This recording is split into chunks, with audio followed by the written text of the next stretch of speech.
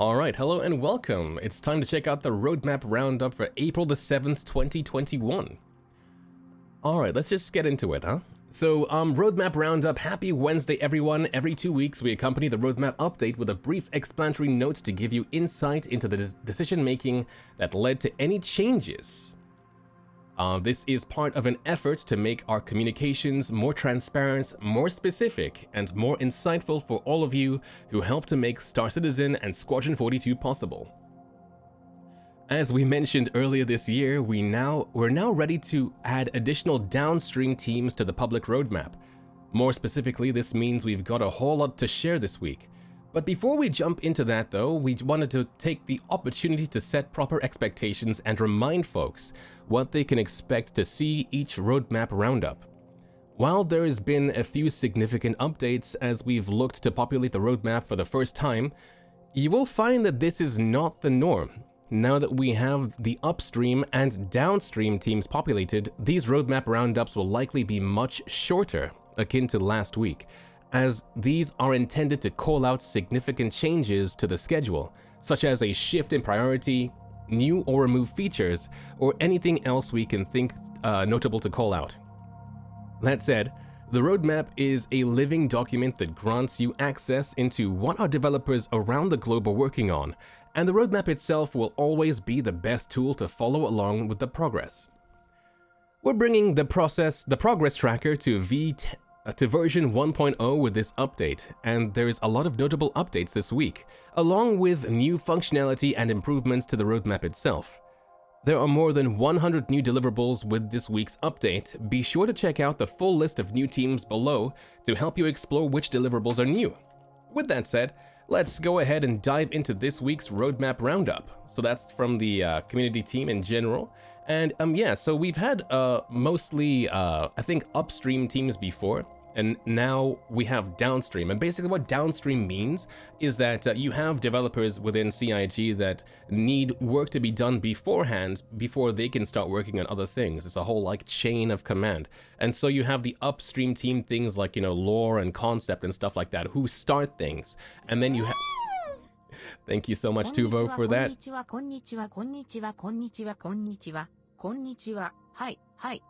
God damn it, Tuvo, I'm gonna have to edit this video now. I hate you so much. Where was I? So, God damn it, Tuvo. Alright, so I've completely lost my train of thought.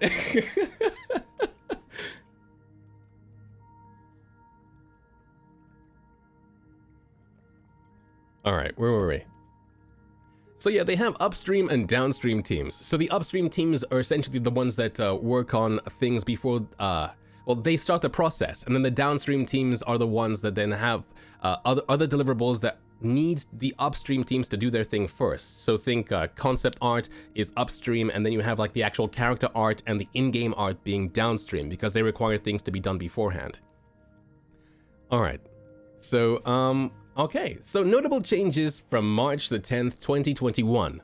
So before jumping into the new game content, we'd like to call attention to new... God damn it. I'm so thrown off. Oh man. Alright, we'll start again. God damn it, I didn't want to have to edit anything. Anyway, thank you, Tuvo. I've learned for next time to mute, let me see. Where is my thing anyway?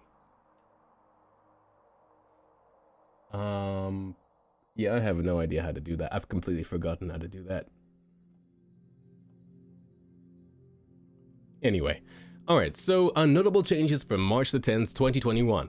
So before jumping into the new game content, we'd like to call attention to a few new features to the functionality of the roadmap itself. These aim to make navigating the roadmap an easier and more enjoyable experience. Deliverables view. You can now view the progress tracker sorted by deliverable rather than the team. When viewing the roadmap within this view, if you click on any specific deliverable, it'll expand and show you all teams working on said particular deliverable. If you click on a team, it'll take you to the respective team's schedule on the team's view. This is meant to give you multiple perspectives of the various work being worked on. Alright, and finally, the search feature. So our new search functionality allows the search of both deliverables and their descriptions, letting you easily find your favorite features even if you can't remember exactly what it's called. Alright, I think that's probably the best feature so far. One of the ones that I think I've been asking for since we first saw this, simply because this will allow you to not necessarily have to know what's up there, because now that they have like 20 more teams on this board, it's a lot of information. And because of which, you know, like you have this issue where because there's so much more information can be buried if you don't have the time, the patience, or I guess the ability to be able to go through every single thing and know where to find things. Now you can just type tonk and then you can find the Nova tank just like that. All right. So where were we? So yeah. Next, sort filters. So on the right hand side of the progress tracker is a new expandable menu called filters. So here you have the option to sort deliverables either alphabetically or when they're due to begin work. Filter deliverables by project or filter them by disciplines assigned to them. Alright, so we have again, so as an example, the fire extinguisher, as an example, and which is actually a mechanic that's supposed to be used to, you know, put out fires once, you know, like engineering, I imagine, comes in and stuff like that. And then that's scheduled for 3/16, which makes you think or maybe hope that at the very least, you know, there'll be internal fires on ships. Or maybe perhaps it's just the extinguisher and its mechanics itself, kind of similar to how we have the trolley at the moment, but no associated gameplay with that at the moment. But there we go. Okay, so release view and progress tracker navigation. So on some deliverables, you'll see a new section on to their description. If a deliverable on progress tracker also appears on release view, you will see this section appear, which includes the image and category from the respective card, its release window, and a link to take you to the card on release view as well. Alright. So, now on to the actual roadmap content updates. So in the progress tracker, the physics team say that they're currently re-evaluating the physics team schedule, resulting in the following 3 deliverables temporarily coming off the progress tracker until this process is complete. So they have 3 cards here that they've removed. So physical quantum travel movement. So I'll have to have a look at this because I don't think I actually noticed this on the board in the first place. I have no idea what it means by physical quantum travel movement. Then phys area refactoring and water physics, so for large object buoyancy. When I think large object buoyancy, I mean, I think things like maybe perhaps like an 890 jump floating in the water or something. Or any ship hull in general that, like, I guess looks buoyant enough, right? Alright. So mission feature team. So additional resources were needed for higher priority features this team has scheduled. Therefore, these deliverables are being removed from the progress tracker temporarily. So Grimhex Race, Prisons V3, Dynamic Population, and Bounty Hunting V2. Alright, so these 4 things here are from the missions team, and it's kind of sad to see Bounty Hunting V2 being part of this. Now, we're not necessarily sure what that would have entailed, but we do know that bounty hunting is something that, you know, we've seen on the roadmap a few times before as kind of this, like, next gameplay loop coming in that will kind of give people, you know, people who are more perhaps combat-oriented something to do. And it does seem like, for the time being, until they've had time to schedule when it comes in next, it's being removed, which is kind of sad. Dynamic population, I have not actually seen the card for this on the roadmap, so I can't speak to it, so I'm not sure what that is. Prisons V3, so just editing the prisons a tiny bit more, adding more missions, I imagine, to them as well, changing how those are at the moment, maybe playing around with that escape route. And of course, Grimhex Racing, which, you know, we've heard about Grimhex Racing for some time. It does seem like CIG want this to be an inverse thing as opposed to an Arena Commander thing. We've had races in the past with scramble races on planet side. I think this in and of itself can kind of maybe wait until maybe we have a bit more balancing and stuff going on anyway with the way ships are. Otherwise, it's like, just use this ship or use nothing at all. Hannah says these things are coming off the roadmap. That's what I said. So USPU gameplay feature. So additional resources were needed for higher priority features this team has scheduled. Therefore, these deliverables are being removed from the progress tracker temporarily. So the mission manager app. So we have, with 3.13, we're getting the, what's it called again? It's called the Delphi, right? It's the reputation manager. So they're working on a new mission manager app, but apparently it's being removed for now from the progress tracker. All right, then we have, of course, Grimhex Race, which was, again, just another deliverable as part of the same feature from the gameplay feature team. The last one there was the mission feature team. There is some overlap sometimes. Then org perks and benefits, sadly, are also being removed from the progress tracker. And the notification system moving to tier 0. I'm so sad that this one is being moved, just because we've had the same notification system since like 2017. You have that like little strip above your HUD, and it's a bit unfortunate that like they were working on a change to it, maybe moving it into, I guess, what you call building blocks. Just because a lot of stuff kind of like sits on that. You have so much information being fed on that top bar, and with the new notification system would have hopefully meant that different things would have like different kinds of pop-up relative to what they are. It looks like for now things are being moved around, and we'll have to wait and see about that. Org perks and benefits, I would have hoped would have been something that we would have seen sooner. You know, like sooner with the reputation system. Like it'll be nice to, like, you know, level up with a specific company and stuff in the verse and get like a perk or a benefit. It's nice to see that that's planned, but and obviously it wasn't announced as something that would have gotten with the initial release of the reputation system.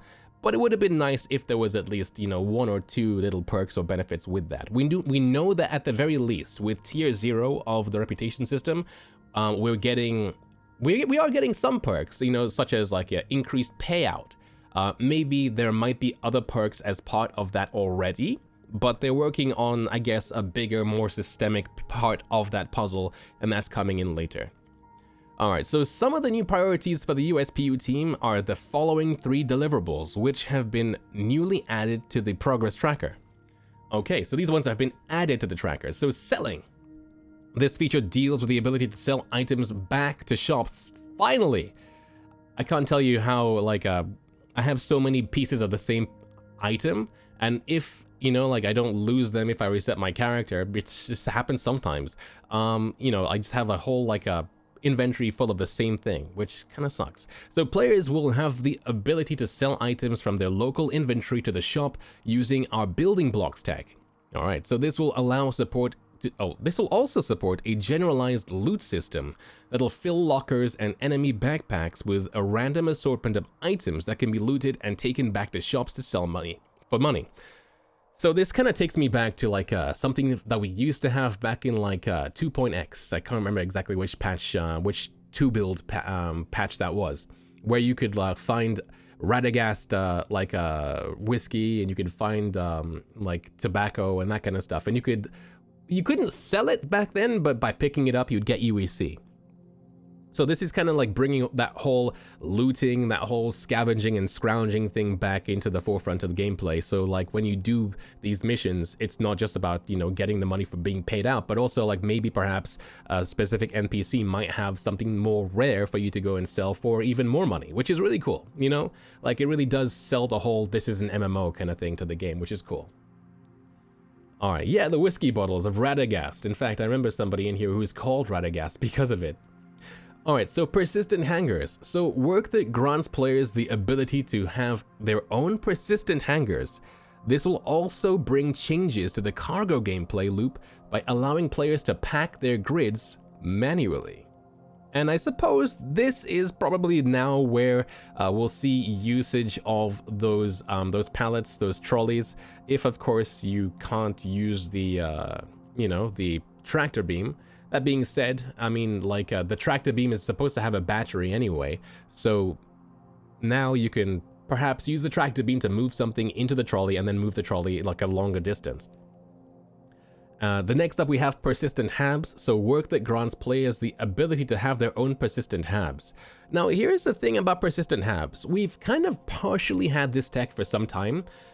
Persistent habs have been around for a little bit, and then I think maybe they went away as they started work on the actual thing. But I do recall like a time where when you woke up in a hab, let's say you woke up in like hab 11 in Lorville, and you found an item like the UEE badge or a turtle, you could put them back in your hab and then like wake up the following day or week, and then all that stuff is still there. So you had people like amassing loads and loads of stuff in their habs. So that's coming back apparently, but we'll see exactly how it comes back.